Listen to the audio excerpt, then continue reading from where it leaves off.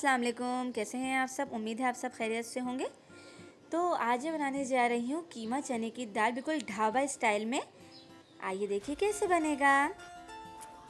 सबसे पहले हमें से चाहिए beef milk, chickpea lentil, red chilli powder, coriander powder, salt, turmeric powder, ginger garlic paste, onion sliced, oil and whole spice powder. Beef का कीमा आधा किलो, चने की दाल 1 पाव, लहसुन अदरक का पेस्ट 2 खाने के चम्मच, पिसी मिर्चें 2 खाने के चमचे, धनिया पाउडर 1 खाने का चमचा, हल्दी पाउडर 1 चाय का चमचा, प्याज 1 दरमियानी, गरम मसाला पाउडर 1 चाय का चमचा और ऑयल 1 कप। अब सबसे पहले हम पैन में ऑयल गरम करेंगे, फिर हम इसमें स्लाइस की हुई प्याज ऐड कर देंगे। फिर हम प्याज को इतना फ्राई करेंगे कि वो गोल्डन हो जाए। देखिए इस तरह। जब प्याज हल्की हल्की गोल्डन होने लगेगी तो हम इसमें कीमा ऐड कर देंगे। इस तरह थोड़ा सा फ्राई करेंगे। फिर हम इसमें लहसुन अदरक का पेस्ट ऐड कर देंगे इस तरह। फिर हम इसे थोड़ा सा फ्राई करेंगे।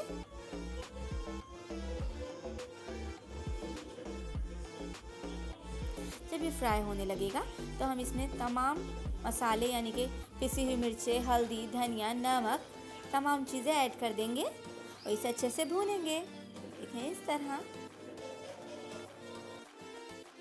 जब ये भुन जाएगा यानी कि ऑयल सेपरेट हो जाएगा इस तरह।